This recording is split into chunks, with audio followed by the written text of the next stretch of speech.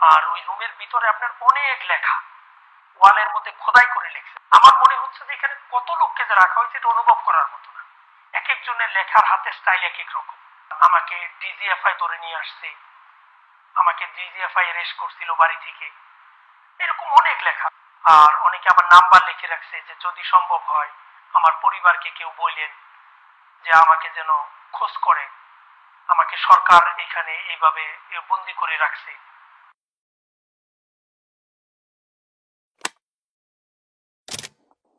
উত্তরে 14 তলা বিল্ডিং, দক্ষিণে ম্যাচ বি, তার মাঝখানে হলো একটা মাঠ, মাঠের মাঝখানে। এর ঠিক পূর্ব পাশে হলো লগরিয়া হেডকোয়ার্টার, স্টেশন হেডকোয়ার্টার এবং এজেন্সির অফিস। পশ্চিম পাশে হলো এমটি শেড, ডিজিএফআই এর এমটি শেড, এবং উত্তর পূর্ব কোণে হলো ডিজিএফআই এর মসজিদ। এই গুম হাউসটার শব্দ নাম হলো আয়নাঘর।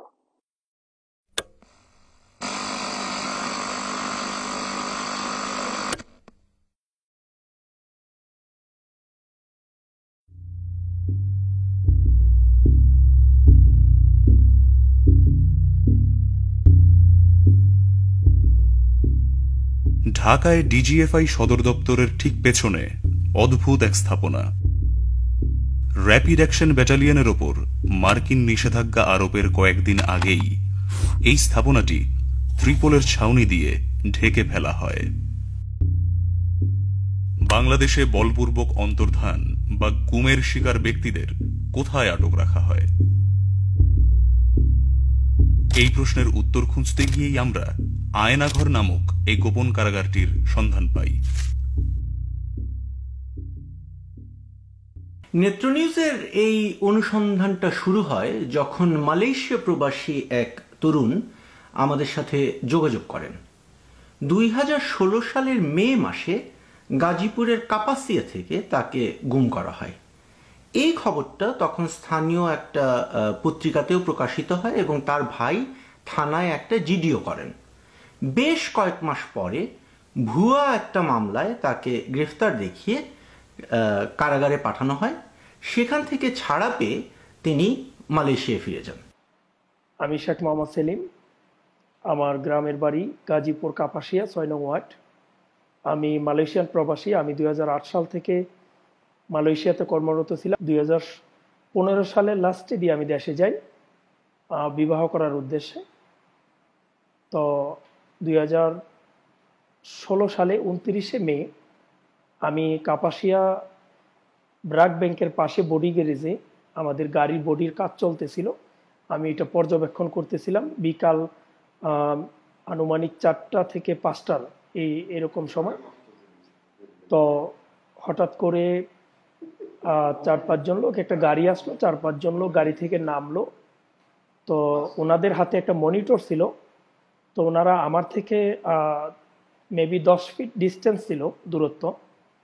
তো অটোমেটিক আমার মোবাইলে একটা কল আসে। আমি মোবাইলটা বের করি, বের করার সাথে সাথে ওনারা আমার সামনে চলে আসে। সামনে আসার পরে আমাকে জিজ্ঞেস করে, আপনি কি শেখ মোহাম্মদ সেলিম? আমি বলি জি।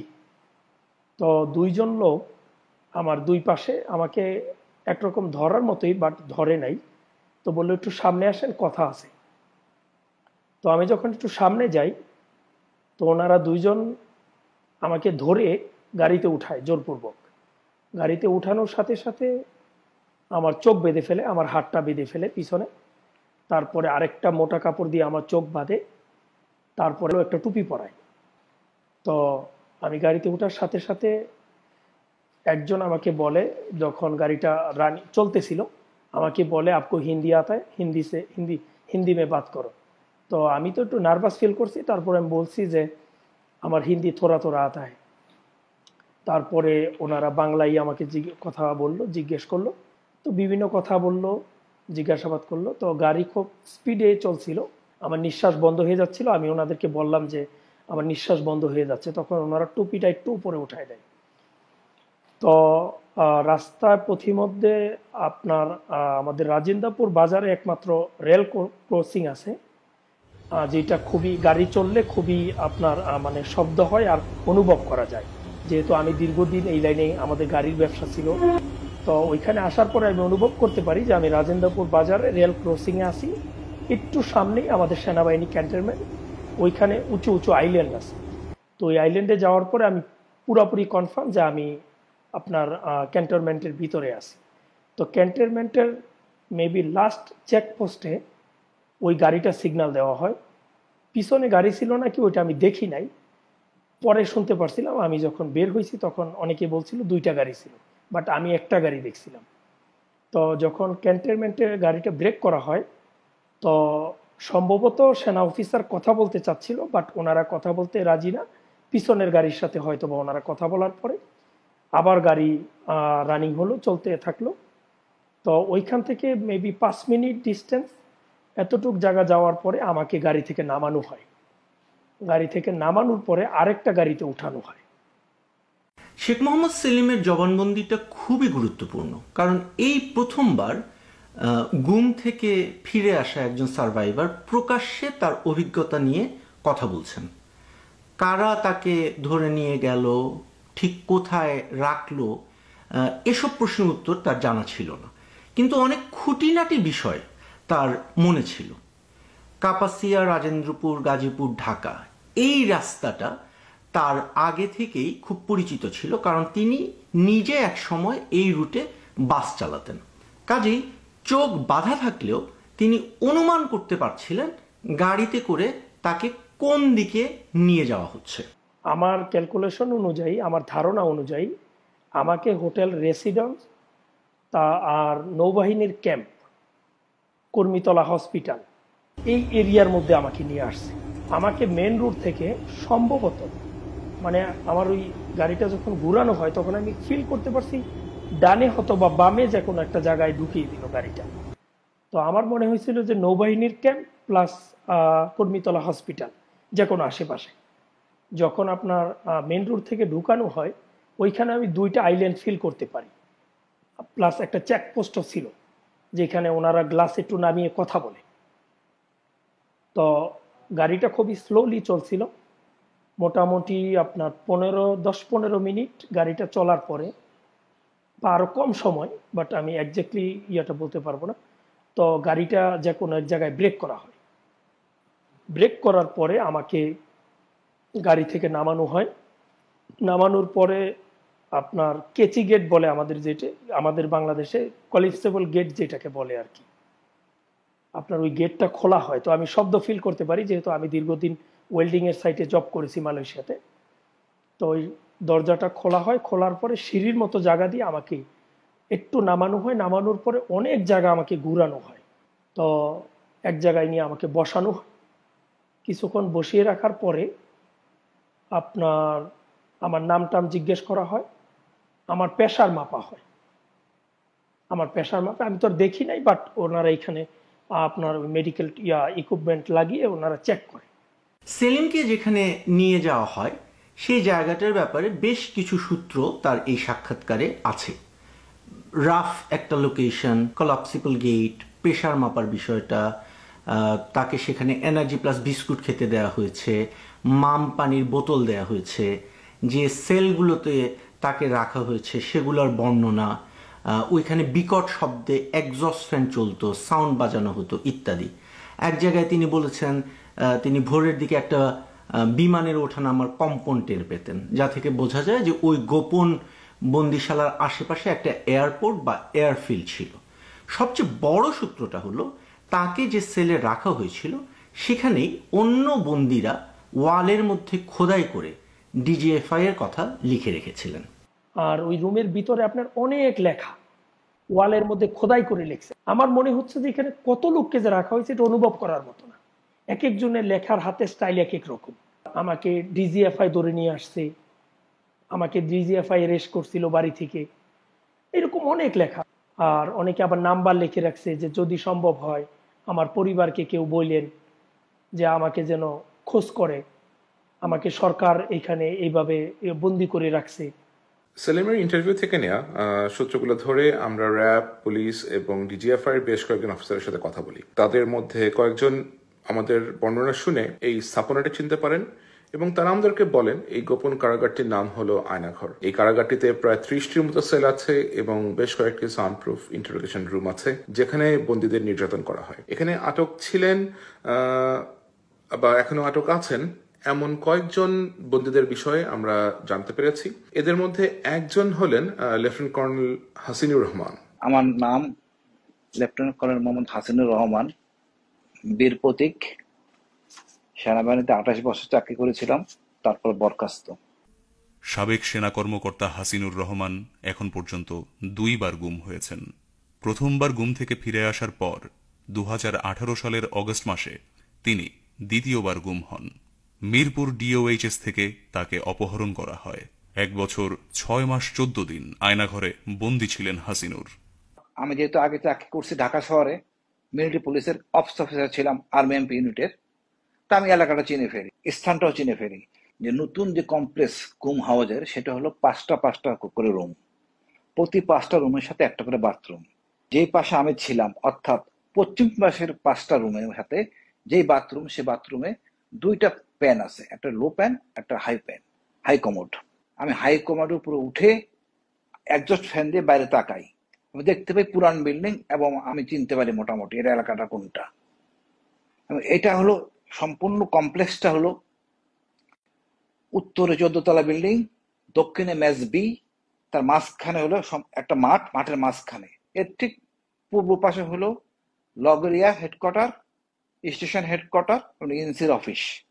পশ্চিম পাশে হলো এমটি শেড, ডিজিএফআই এর এমটি শেড, এবং উত্তর পূর্ব কোণে হলো ডিজিএফআই এর মসজিদ। এই গুম হাউসটার ছদ্ম নাম হলো আয়নাঘর। আয়নাঘরের বর্ণনা দিতে গিয়ে হাসিনুর রহমান বলছেন, এখানে 2টি সেকশন আছে, 10টি রুমের নতুন সেকশন এবং 16টি রুমের পুরনো সেকশন। সামরিক ও বেসামরিক ব্যক্তিরা এখানে প্রহরীর কাজ করেন। আমরা যখন হাসিনুর রহমানের সাক্ষাৎকার নেই, তখন সবচেয়ে স্ট্রাইকিং বিষয়টা ছিল যে তার দেওয়া বর্ণনা এবং শেখ মোহাম্মদ সেলিমের দেওয়া বর্ণনা অনেকটাই মিলে যায়। তো রাতে আমাকে এনার্জি প্লাস বিস্কুট দেওয়া হয়। এনার্জি প্লাস বিস্কিট দেওয়া হয়তো মাঝে মাঝে। একজ্যাক্টলি আমি আপনাকে 2 দিন 3 দিন এটা বলতে পারবো না, যেহেতু সূর্যের আলো বাতাস কোনোটাই আমি ফিল করতে পারি নাই। কখন সময় যাচ্ছে, কি হচ্ছে, মানে ওইটা আসলে আপনার অনুমান করা যায় না। তারপরও খাবারের যে সময়টা, এটা অনেক সময় দেখা যাইত যে খুব ক্ষুধা লাগছে, খাবার দিচ্ছে না, আবার দেখা যাচ্ছে কিছুক্ষণ আগে খাইলাম আবার খাবার দিল, মানে এমন একটাই অবস্থা। খাবারের কন্ডিশন খুব ভালো ছিল, আপনার খাবার খুব ভালো খাবার দেওয়া হইতো। 1 বোতল করে মাম ওয়াটার দেওয়া হইতো। নর্মাল আমাদের যে মামের বোতলগুলি আছে, যেগুলি, এই বোতলগুলি দিত। একটা বিমান ল্যান্ড করতো, মানে বিমানের মতো একটা শব্দ হইতো, আমার মনে হচ্ছিল যে বিমানটা ল্যান্ড করে। তার সাথে কিন্তু রানওয়ে, যে তেজগাঁও রানওয়ে বলে, ওইখানকার নর্মাল রুটিন প্লেন, এয়ারফোর্সের বা আর্মি এভিয়েশনের সেসনাগুলি উদ্যান বা নামার জন্য এই শব্দগুলি শোনা যেত। আর ফ্যান বন্ধ করলে, আপনাকে আরেকটা জিনিস বলি, অনেক লোকের কান্নার শব্দ আসে, কিন্তু ওইটা ফ্যান ছাড়া থাকা অবস্থায় বোঝা যায় না। ফ্যানটা বন্ধ করলে কান্নার শব্দ শুনতে পাই। আর যখন টয়লেটে নিয়ে যায় তখনও ওনাদের কান্নার শব্দ শোনা যায় না। কারণ হলো ওই সময় আপনার ফ্যান বাইরে আপনার রুম থেকে যখন আমাদেরকে বের করতো চোখ বেঁধে, ওইখানে শব্দটা আরো বিকট হইতো। কোনো কিছু শোনা না যায়, ভিতরে কোনো শব্দটা বাইরে না যায়, এটা বড় একজস্ট ফ্যান ইউজ করে, খুব বড় বড়। যেমন ওই প্রতি 5টা রুমের সাথেই 2টা একজস্ট ফ্যান, অর্থাৎ ওই 10টা রুমের সাথে 4টা একজস্ট ফ্যান, যাতে কোনো শব্দ ভিতর থেকে বাইরে না যায়, বাইরের শব্দ ভিতর থেকে ভিতরে না আসে। ওই রুমটা আপনার খুব ভিতরের জায়গাটা সম্ভবত 10 ফিট স্কোয়ার হবে, খুব উঁচা। আর রুমে আপনার কোনো জানালা নাই, একটাই দরজা, আপনার একটা গ্রিলের দরজা আর একটা কাঠের দরজা। একটা এক্সজস্ট ফ্যান আছে উপরে, আর উপরে একটা মাত্র লাইট ছিল একেবারে উপরে ছাদের মধ্যে। 16 রুমের কমপ্লেক্সটা খুব পুরানো আমলের, অনেক পুরো। আমি 90 সালে ছিলাম আর্মি এমপিতে অফিস অফিসার হিসেবে, তখন আমি এটা এরকমই দেখি। এটা উচ্চতা 18 ফিট, দেওয়ালগুলি মসৃণ, প্রত্যেকটা রুমের সাথে একটা করে লাইট আছে এবং একজস্ট ফ্যান আছে একটা করে।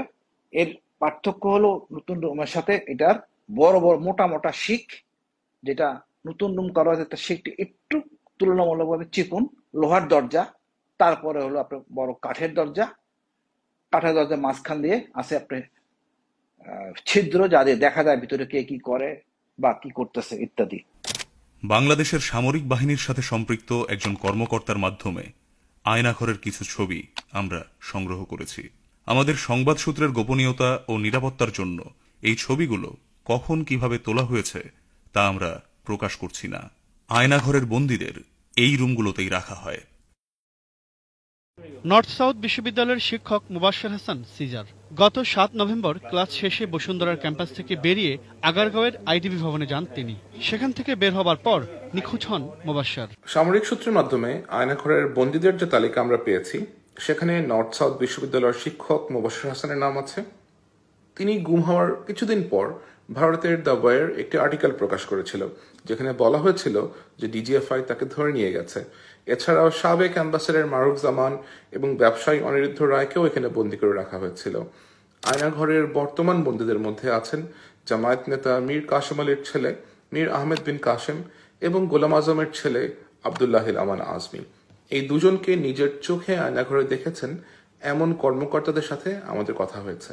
Soon after the Holy militant incident, 3 men were picked up in a short period of time in August 2016. The first one was the son of Salahuddin Qaeda Chowdhury. Then there was the son of Amir Qasim Ali. Both of those men had been convicted, or about to be convicted in the International Crimes Tribunal. And the third one was Brigadier General Azmi, who was a son of Ghulam Azam, who'd also been convicted at the International Crimes Tribunal, but hadn't been executed. And in all 3 incidents, there was clear eyewitness testimony to clearly substantiate that they were picked up by law enforcement agencies. And immediately after each of them were picked up, the state agencies refused to acknowledge that they had done that. Effectively, they were secretly detained from the point at which they were detained. They hadn't been formally arrested. They weren't brought before the court. A few months after the 3 men were picked up and their whereabouts remained unknown and they're assumed to have been secretly detained, I managed to speak to a close associate of the Prime Minister, an individual who was in a position to have conversations with the Prime Minister and know about some of these kinds of secret dealings that took place. And he confirmed to me that these 3 men had been picked up by DGFI, a military intelligence agency, and were in secret detention, although he was unclear of exactly the whereabouts of these men right now. But he understood that at some point in time, they had been taken to the military interrogation unit, or he wasn't entirely sure of the exact name, but that's what he said. And they were definitely picked up at the behest of DGFI, having persuaded Sheikh Hasina what he called a cock and bull story, a concocted story, that somehow that these men were involved in militant activities and that they needed to be taken out effectively. সাধারণত এই 10 রুমের জন্য 2 জন লোক duty করে আর 16 রুমের জন্য 2 জন duty করে। এই ডিউটির যে কাজ হলো 3 বেলা রুটিন ওয়াইজ বাথরুমে নেওয়া হয়। সকালে সাধারণত ডিউটি শুরু হয়, সকালে ডিউটিটা 4টা থেকে শুরু হয় 8টা পর্যন্ত, 4 ঘন্টা করে ডিউটি করে প্রহরীগুলি। একদিন সকালে যেহেতু আমি মোটামুটি 10 জনের মধ্যে মোটামুটি একটু সম্মানী লোক, আমাকে ওই বাথরুমে নেবে, তা আমাকে নেওয়ার জন্য নিয়ে গেলেই ইতিমধ্যে বাথরুমের ভিতরে ছিল আরেকজন, তার দরজাটা খোলা হয়। আমি তখন দাঁড়ায় আছি, দাঁড়ায় দেখতেছি দরজাটা খোলা হচ্ছে এবং ব্রিগেডিয়ার আজমিকে আমি দেখে ফেলি হাই কমান্ডের ওখানে। তখনও তার চোখ বাঁধা হয় নাই, মুখটা খোলা। তখন আমাকে সরায় নেওয়া হয়। তা আমার বুঝতে আর বাকি থাকে না যে এখানে ব্রিগেডিয়ার আজমি থাকে।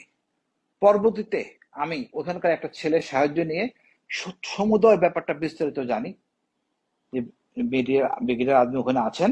আয়নাঘরে বন্দী ছিলেন এমন আরো 2 জনকে আমরা শনাক্ত করতে পেরেছি। এদের মধ্যে একজন হলেন বাড্ডা লিটন, যার সাথে সেলিমকে একই ঘরে রাখা হয়েছিল।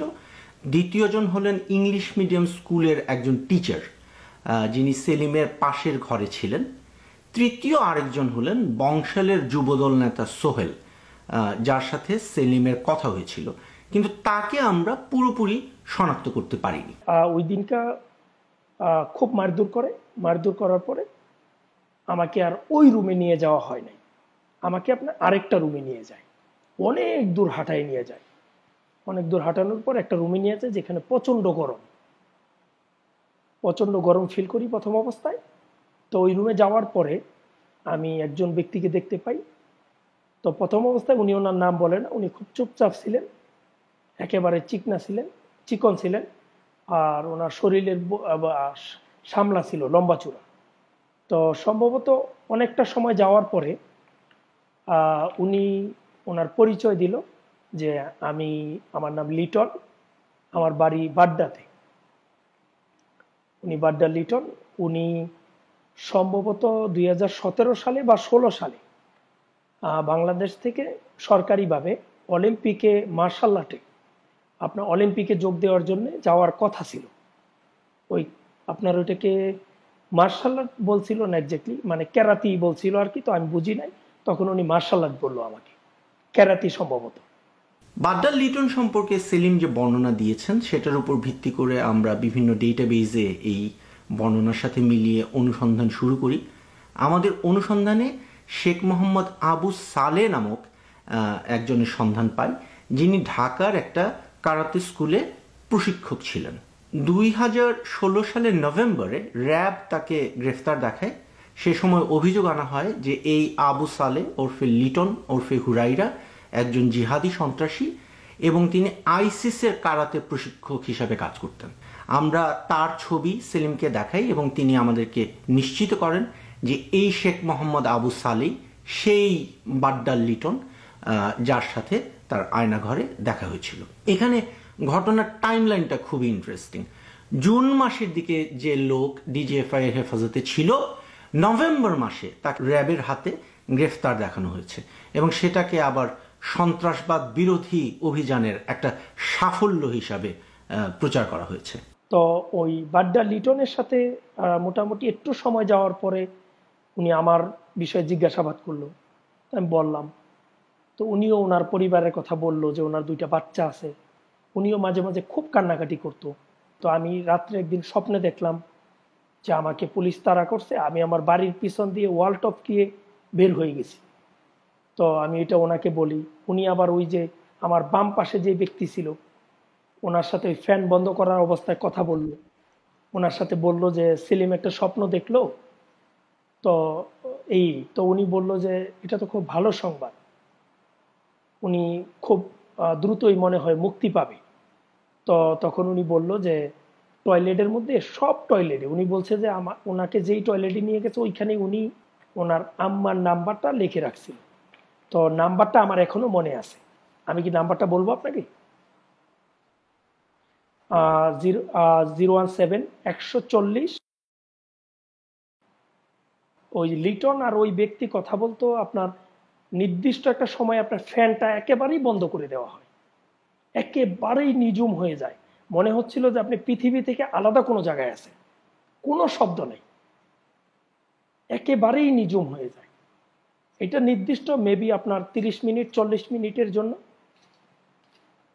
এই সময় কথা বলতো। তারা ওয়ালের মধ্যে আঘাত করতো, আঘাত করার পরে ওই পাশ থেকে কথা বলতো। ওনারা দরজার সামনে দাঁড়িয়ে, লিটন দরজার এখানে দাঁড়িয়ে ওনার সাথে কথা বলতো।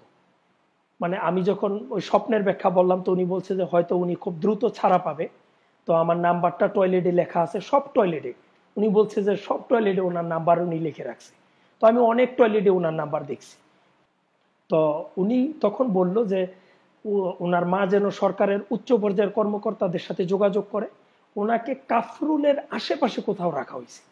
উনি ওই লিটন আমাকে বলছে যে উনি ইংলিশ মিডিয়াম স্কুলের একজন টিচার ছিলেন, এতটুকুই। মালয়েশিয়াতে আসার পরে আমি ওই নাম্বারে কল দিই, একজন বুড়া মহিলার সাথে আমার কথা হয়।